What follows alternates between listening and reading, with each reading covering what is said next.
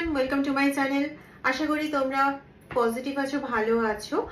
আজকের দিনটা কোনো কারণে যদি তোমাদের জন্য অবভিয়াসলি কোনো হ্যাপি রিজনে তোমাদের জন্য যদি গুরুত্বপূর্ণ হয়ে থাকে, কারোর জন্মদিন, কারোর অ্যানিভার্সারি ডেট বা অন্য কোনো কারণে যদি হ্যাপি কোনো মোমেন্টের জন্য গুরুত্বপূর্ণ হয়ে থাকে, তাহলে আমার তরফ থেকে রইল অসংখ্য শুভেচ্ছা এবং আজকের এই হ্যাপি দিনটা তোমাদের বারংবার জীবনে ফিরে আসুক এই কামনাই করি, এই প্রার্থনাই রাখি। আজকে টাইম একদম নষ্ট না করে সরাসরি আজকে রিডিং এ চলে যাব। তার আগে শুধু দুটো কথা বলার আছে।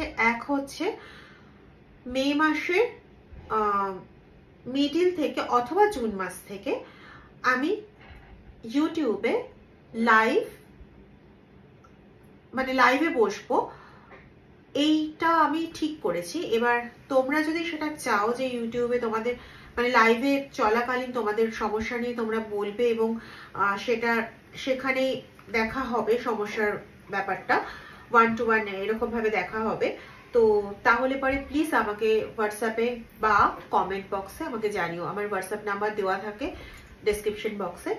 আর যারা পার্সোনাল রিডিং এর জন্য আসছো বা আসতে চাও তাদেরকে বলি, বা কেউ কেউ আমাকে স্পেলের জন্য কোয়ারি করেছিলে, তো তাদেরকে বলি যে একটা একটু ক্রিটিক্যাল ধরনের সমস্যা নিয়ে একটু ব্যস্ত হয়ে গেছি, তো 3-15 পরে আমি আবার রিডিং করব, ঠিক আছে?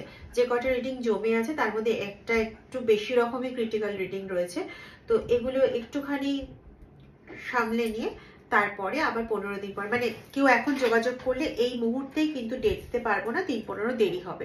স্পেলের জন্য ঠিক তাই, ঠিক আছে? আর লাইভের কথাটা তো বললাম। এবার লাইভটাতে তোমরা যদি ইন্টারেস্টেড থাকো তাহলে প্লিজ আমাকে কমেন্ট সেকশনে ইয়া তো ফির হোয়াটসঅ্যাপে মেসেজ করে জানিও। প্লিজ কল করো না, কারণ আমি সবসময় কল যে ধরতে পারি সেটাও নয়।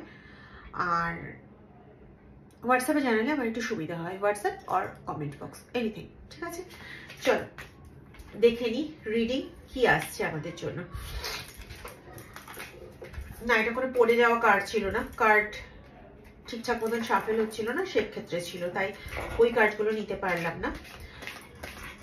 Common reading, general reading, common to all, time bound reading নয়। যার যখন উপযুক্ত হবে তার কাছে এই রিডিংটা তখনই পৌঁছবে, দ্যাট ইজ এটা টাইমলেস রিডিং।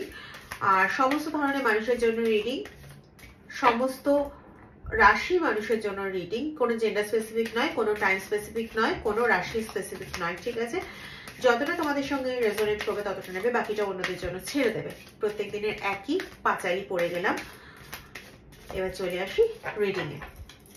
প্লিজ নিজেদের সঙ্গে একটু রেজোনেট করাও ভালোভাবে, যাতে best answer, best suggestion, best কথাগুলো তোমাদের জন্য যেগুলো, সেগুলো যাতে উঠে আসে। Please God help me, angels help me.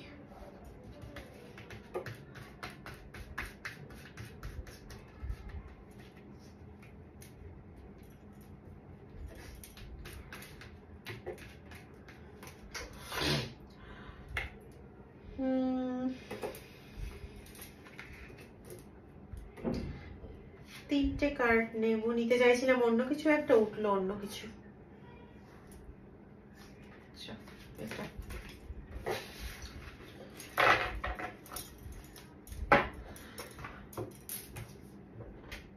আচ্ছা চলো, একটা কার্ড এসছে, stop trying to carry the world on your shoulder. সমস্ত কিছু বোঝা নিজের ওপর, বোঝা বহন করাটা না বন্ধ করো। সবকিছু বোঝা বহন করার জন্য ভগবান তোমাকে পাঠায়নি, ওকে? নিজেরও কিছু তোমার কাজ আছে, নিজেরও কিছু সকাল্লাদ আছে, নিজেরও কিছু নিজের জন্য কিছু টাইম স্পেন্ড করার আছে রাদার দ্যান। আর তুমি একাই একমাত্র একজন যে জগতের সবার পরিত্রাতা হতে পারো, এটা নিজেকে না ভাবলেও চলবে, ঠিক আছে? নিজের ওপরে সব বোঝা, পুরো বিশ্বের বোঝা বহন করাটা ছেড়ে দাও। দেখো, ভগবানও কি সব কথা সবার শুনে নিচ্ছে? না তো। সবাইকে তাহলে আজকে তুমি আমি যখন যে যা চাইছি টুকটুক করে দিয়ে দিত, তাহলে ভগবানই যখন এটা করছে না, সেও যখন একটা নির্দিষ্ট সময় পর্যন্ত অপেক্ষা করে, তারপরে আমাদের কর্ম অনুযায়ী, আমাদের প্রারব্ধ অনুযায়ী, আমাদের সমস্ত কিছু অনুযায়ী, চিন্তা ভাবনা ইত্যাদি ইত্যাদি বিভিন্ন কিছু আসপেক্ট গুলো বিবেচনা করে আমাদেরকে সমস্ত কিছু দিচ্ছে, বা যতটা তার দেবার ততটা দিচ্ছে। তো সেখানে তুমি কেন ভাই, কি দরকার তোমার যে তুমি সব বোঝা বহন করে বসে আছো? খারাপ লাগতে পারে আমার কথাগুলো, অবশ্যই খারাপ লাগতে পারে, খারাপ লাগার মতনই কথা। আমাকে কেউ বললে পরে আমি তো তেড়ে ফুড়ে মারতে আসতাম বোধহয়, কিন্তু বিশ্বাস করো আমার মুখ দিয়ে এছাড়া কোনো ভালো কথা বেরোচ্ছে না। তাতে তোমাদের খারাপ লাগলে পরে কমেন্ট বক্সে লিখে দিতে পারো, যা খুশি করতে পারো। আচ্ছা, never forget how resilient you are, you always bounce back. সবসময় ভুলে যাও নাকি যে তোমারও ইম্পর্টেন্স আছে, তুমিও একটা কোনো বিশেষ ব্যক্তি, অন্তত কিছু মানুষের জন্য তুমিও ইম্পর্টেন্ট। এটা বারবার ভুলে যাও কেন? তুমি সবসময় নিজেকে যখনই মানে কোনো কিছু করতে গেছো, সবসময় নিজেকে সেই ফর্মেই পেয়েছো। মানে বারংবার যদি নিজে হতাশও হয়ে গেছো, নিজেকে কিন্তু ওই হতাশ ফর্মে পাওনি। তোমার কিছু লোক আছে যারা তোমাকে অনুপ্রাণিত করে, মেবি হতে পারে তোমার হাজবেন্ড, আর যদি কোনো ছেলে দেখো তার ক্ষেত্রে ওয়াইফ হতে পারে, maybe your soulmate, maybe your guardian, যারা ওল্ডার পার্সন। কারোর না কারোর কাছে তুমি ভীষণ একজন ইম্পর্টেন্ট ব্যক্তি, এবং তুমি যখন কোনো ডিপ্রেশনে পড়ো, তুমি যখন কোনো হতাশায় পড়ো, তো তারাই তোমাকে না তোমার আসল জিনিসটা দেখিয়ে দেয় যে তুমি এই ডিপ্রেসড পার্সনটা নও, তুমি তো ওই পার্সনটা। এক কথায় বলতে গেলে তোমাকে মোটিভেট করার জন্য তোমার ঘরেই একজন বা তোমার চারপাশেই একজন রয়েছে, in the form of soulmate. এমন নয় কিন্তু সোলমেট মানে অনলি দ্য লাভার্স, না। সোলমেট মানে এমন কেউ যে তোমাকে তোমার মতো করে বুঝতে সক্ষম। হতে পারে সে তোমার কোনো ফ্রেন্ড, হতে পারে সে লাভার্স, হতে পারে সে তোমার ম্যারেজ পার্টনার, হতে পারে সে তোমার কোনো ফ্রেন্ড, হতে পারে তোমার বাবা মা, হতে পারে অন্য কেউ, যে তোমাকে তোমার মতো করে বুঝতে সক্ষম। ঠিক আছে, থার্ড কার্ড যেটা বেরিয়েছে সেটা হচ্ছে no one said this whole life thing was a race, it's okay to slow down. কখনো তোমাকে বলা হয়নি এটা যে পুরো লাইফটা তোমাকে রেসের মতন ছুটেই যেতে হবে, ছুটেই যেতে হবে, ছুটে এই একটা কাজ শেষ করলাম আরেকটা কাজ নিয়ে ছুটতে হবে, আরেকটা কাজ শেষ করলাম আরেকটা কাজ নিয়ে ছুটতে হবে।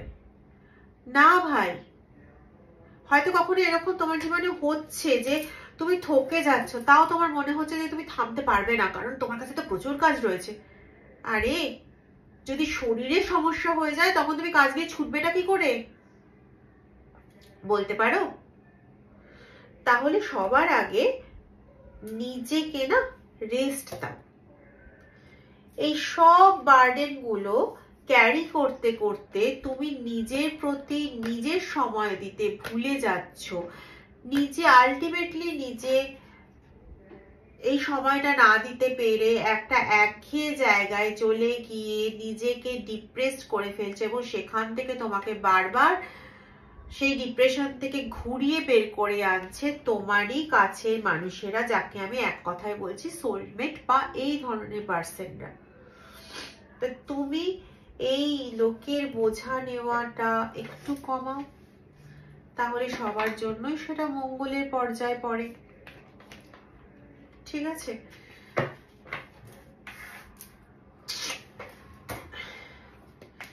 মেবি তোমার জন্য একটা লাকি নাম্বার হচ্ছে 808। তুমি হয়তো 8 বা 88 বা 0 এই নাম্বারগুলো দেখছো বা ইমাজিন করছো। দেখছো মানে ইমাজিন করছো। ঠিক আছে, 808 নাম্বারটা কিন্তু ইম্পর্টেন্ট।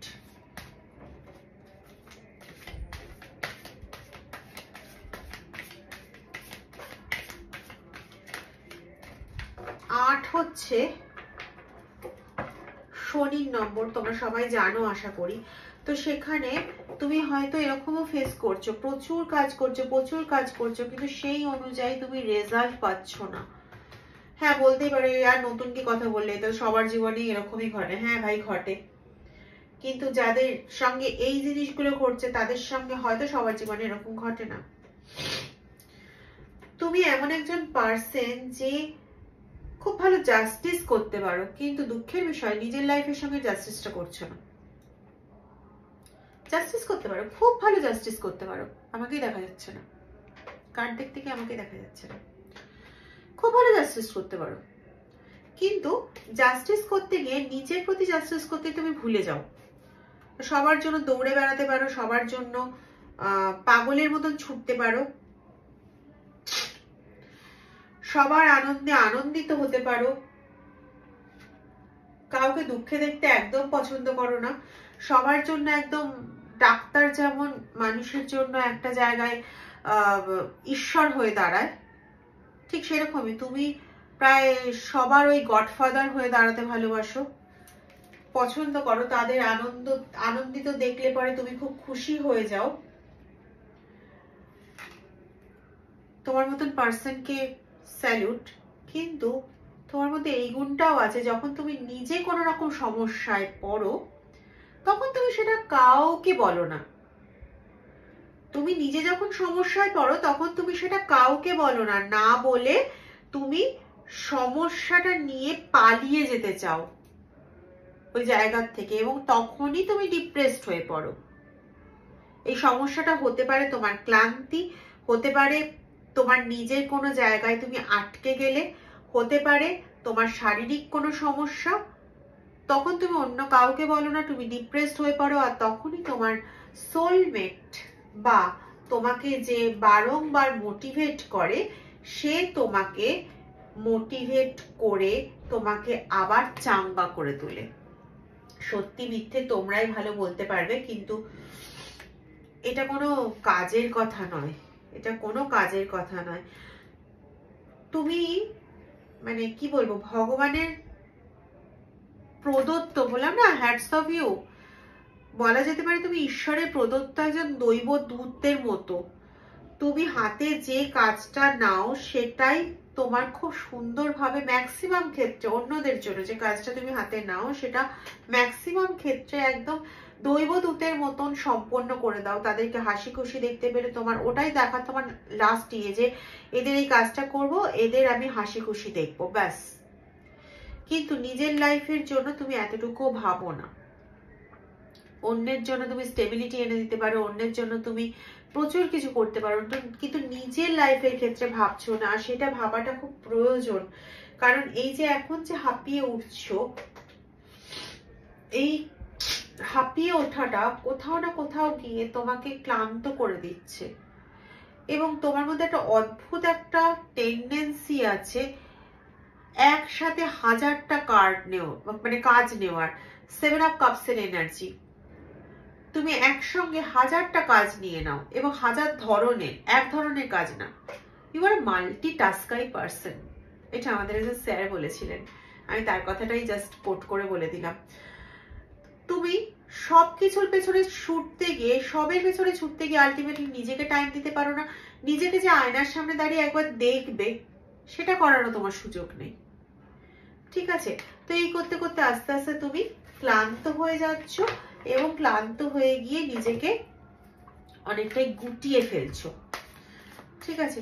তো এই গুটিয়ে ফেলার থেকে তোমাকে বারবার মোটিভেট করে একজনই ফিরিয়ে আনছেন। তো সেই জায়গায় তুমি তার প্রতি না গ্রেটফুল থেকো, প্রচন্ডভাবে গ্রেটফুল থেকো, কারণ সে তোমার যে একটা বিষণ্ণতার সময় যে মানুষটা তোমাকে গাইড করছে, যে মানুষটা তোমাকে আবার ফ্রেশ ফিল করাচ্ছে, তাকে কোনোদিন কষ্ট দিতে নেই, ঠিক আছে? জানি না এটা আমি কেন বললাম। কখনো এমন কোনো কিছু করো না যাতে সে কষ্ট পায়, ঠিক আছে? এইটা একটু মাথায় রেখো। ওরে বাবা,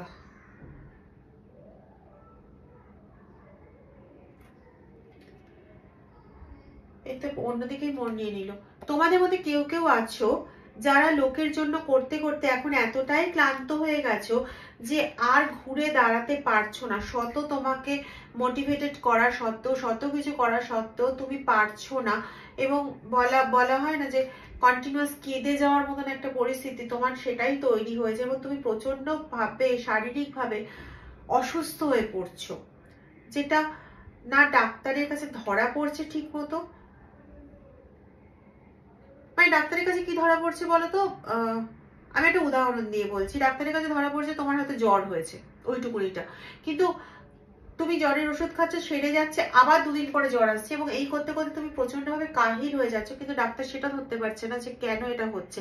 সমস্ত রকম টেস্ট করা হচ্ছে, টেস্টের রেজাল্ট ভালো আসছে, ঠিক আছে। তো তাদের ক্ষেত্রে বলি, তোমাকে পেছন থেকে আক্রমণ করা হয়েছে, তোমার এই যে ওভার বার্ডেন নেওয়ার ক্ষমতা, তোমার এই যে সকলের জন্য ছোটা, সকলের ভালো দেখে উল্লাসিত হওয়া, সেলিব্রেশনের মতন মুডে চলে আসা তোমার নিজের, এবং তোমার নিজের ক্ষেত্রে কি হলো না হলো সেটা সেরকম ভাবে পরোয়া না করে অন্যের জন্য কাজ করে আনন্দিত হওয়া, সেইটা করতে গিয়ে তুমি, আমি ঠিক বলবো না যে শত্রু, আমি বলবো এটা এমন কিছু হিংসুটে পার্সনকে তুমি তৈরি করে ফেলেছো যারা তোমার পেছনে ছুরিটা মেরেছে, এবং যার জন্য তুমি যখন মেডিকেলি ডক্টরকে অ্যাটেন্ড করছো সেখানেও কোনো কিছু সেইভাবে ধরা পড়ছে না, কিন্তু তুমি শারীরিক দিক থেকে কন্টিনিউ ক্ষতিগ্রস্ত হয়ে যাচ্ছ।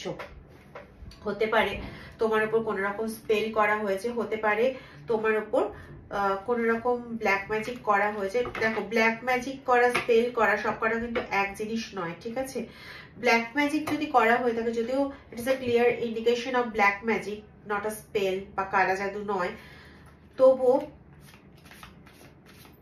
পার্সোনাল রেসপেক্টে অবশ্যই একটু বুঝে নেওয়ার দরকার আছে যে ব্ল্যাক ম্যাজিক নাকি কালা জাদু।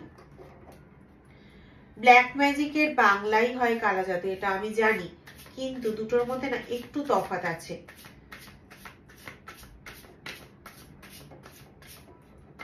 একটা হচ্ছে নেগেটিভিটি তৈরি করে দেওয়া যাতে তোমার খারাপ হবে, আর আরেকটা হচ্ছে তোমাকে সর্বদিক থেকে সর্বশান্ত করে দেওয়া। দুটোর মধ্যে একটু তফাৎ থাকে না, তো সেরকম তফাৎ আছে, ঠিক আছে। বেশ একটু ছাড়ার মুডে ছিলাম, একটু মানে তোমার এই সততার প্রতি যেমন সম্মান জ্ঞাপন করছিলাম, সেরকমই তোমার এই সততার জন্য তোমার নিজের শারীরিকভাবে ধসে পড়া ইত্যাদি ইত্যাদি বলে বেশ মজা হচ্ছিল, রিডিংটা একটু অন্যরকম হচ্ছিল, কিন্তু এই কার্ডটা চলে এসে একটা সিরিয়াস মুডে করে দিল। বললাম না তুমি ঈশ্বরের দ্বারা সিলেক্টেড পার্সন। হাই প্রিস্টেসের কার্ড এসছে, মানে তুমি এমন একজন পার্সন যে তুমি সবসময় সৎভাবে চলেছো, ঠিক আছে, এবং তোমার মধ্যে একটা অদ্ভুত ক্ষমতা আছে, তুমি কালো এবং সাদার মধ্যে পার্থক্যটা করতে পারো, কে অ্যাকচুয়ালি ভালো কে অ্যাকচুয়ালি খারাপ, এই জিনিসটা না তুমি খুব ভালো পার্থক্য করতে পারো। এবং খুব সম্ভবত তোমাদের মধ্যে কেউ কেউ আছো যারা না খুব স্পষ্ট বক্তা, মুখের ওপর বলে দাও যে এটা তোমার খারাপ, ওটা তোমার খারাপ। তো এইভাবেও তোমরা কিছু শত্রু জেনারেট করেছো, যে ওয়ার্ডটা আজকে ইউজই করতে চাইছিলাম না সেই ওয়ার্ডটাই বলতে হলো, তোমরা কিছু শত্রু জেনারেট করে ফেলেছো, ঠিক আছে।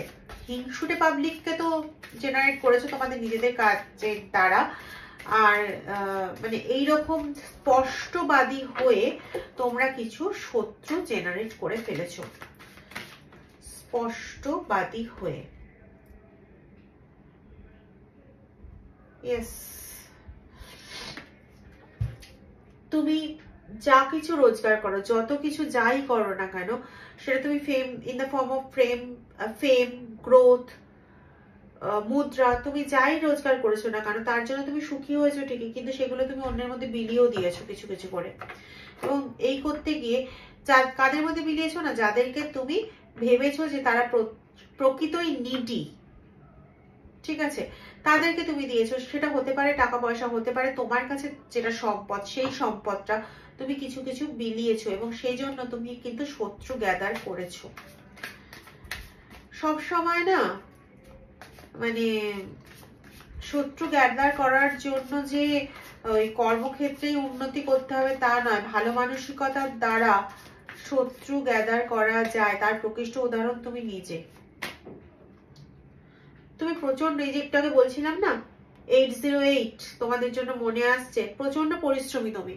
দেখো এটাও 8 এর কার্ড এসছে, দেখতে পাচ্ছ আশা করি।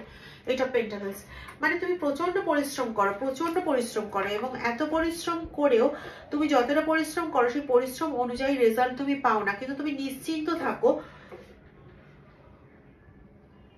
তুমি রেজাল্ট অবশ্যই পাবে, কিন্তু যাদের উপর এই ব্ল্যাক ম্যাজিক জাতীয় কাজটা করা হয়েছে তাদের সবার আগে প্রয়োজন এই ব্ল্যাক ম্যাজিক রিমুভ করার। ঠিক আছে, এর আগে একটা ভিডিও এরকম টাইপের কিছু একটা এসছিল, তো সেই ক্ষেত্রে আমি একটা কথা বলেছিলাম যে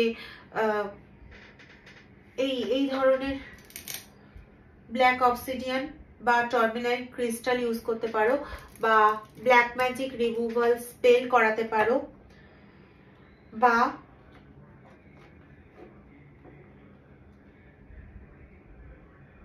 আগে জানো যে প্রকৃতই তোমার উপর ব্ল্যাক ম্যাজিক নাকি কোনো নেগেটিভ অ্যাটাচমেন্ট করানো হয়েছে। ঠিক আছে, সেটা আগে শিওর হয়ে তারপরে সেই অনুযায়ী করো, নালে এই যে শারীরিক ট্রাভেল তোমাদের মধ্যে যার যার হচ্ছে সেটা কিন্তু মেটা সম্ভব না। শারীরিক ট্রাভেল না মিটলে পরে এই যে এত পরিশ্রম করেছো এর ফল কি করে পাবে বলো তো, একটু ভেবে দেখো, তাই না? যদি সেটা করে ফেলতে পারো, ঠিকঠাক যদি করে ফেলতে পারো, তাহলে কিন্তু তোমার জন্য একটা খুব ভালো একটা মুহূর্ত, মানে অ্যাঞ্জেলিক ব্লেসিংস এর একটা মুহূর্ত তোমার সামনে আসবে। তোমার রিলেশনশিপ বলো, তোমার গ্রোথ ফেম বলো, সমস্ত কিছু ফিরে আসবে। বললাম না একটু আগে যে তুমি যে পরিশ্রম করেছো সেই রেজাল্ট তুমি যথোপযুক্ত পাওনি, কিন্তু তোমাকে কি করতে হবে না, তোমার ব্ল্যাক ম্যাজিক রিমুভ করাতে হবে। ব্ল্যাক ম্যাজিক আর নেগেটিভ অ্যাটাচমেন্ট যাই থাক না কেন সেটাকে রিমুভ করাতে হবে। রিমুভ করানোর পরে তুমি তোমার শারীরিক অবস্থারও উন্নতি পাবে, মানসিক অবস্থার উন্নতি পাবে, এবং যেগুলো আটকে ছিল সেগুলো সব শুরু হয়ে আলটিমেটলি তুমি সেই গোল্ডেন পজিশনটাও হোল্ড করতে পারবে। ঠিক আছে, তো আজকের রিডিং এই পর্যন্ত বন্ধু। একটু নিজের দিকে নজর দাও, পজিটিভ থাকো, আর প্লিজ অ্যাটেনশন, ব্ল্যাক ম্যাজিক যদি করা হয়ে থাকে বা নেগেটিভ যাই করা হয়ে থাকুক না কেন, কিছু একটা করো। ঠিক আছে, আগে কনফার্ম হও, কারণ এটা দেখো জেনারেল কমন রিডিং। এখন কতজনের কাছে এটা জাস্টিফাই করবে আমি জানি না, কিন্তু প্রত্যেকের কাছে কিন্তু একই রকম পরিমাণে নাও হতে পারে। কারোর হয়তো আমার এখন এই মুহূর্তে যেটা মনে হচ্ছে হঠাৎ করে হাঁটুর ব্যথা খুব বেড়ে গেছে, অথচ এমন না যে অনেক বয়স হয়ে গেছে যে বয়সের ভারে হাঁটুর ব্যথা বেড়েছে বা কিছু, সেটাকে আমরা বাত বা এরকম বলি, ওরকম নয়, কিন্তু এতটাই হাঁটুর ব্যথা বেড়ে গেছে যে বাসে উঠতে বা মানে কিছু উঁচু জায়গায় উঠতে অসুবিধা হয়, অথচ বয়স অতটা বেশি হয়নি এবং এটা হঠাৎ করে হয়েছে এরকম। বা কারোর পিঠের দিকে, মানে পিঠের দিকে, কোমরে নয় পিঠের দিকে কারোর যন্ত্রণা হচ্ছে প্রচন্ড ভাবে মাঝে মাঝে হঠাৎ করে, আর মাথা ব্যথা হঠাৎ করে খুব হচ্ছে বিশেষ করে রাত্রের দিকে, এরকমও হতে পারে কয়েকজনের ক্ষেত্রে।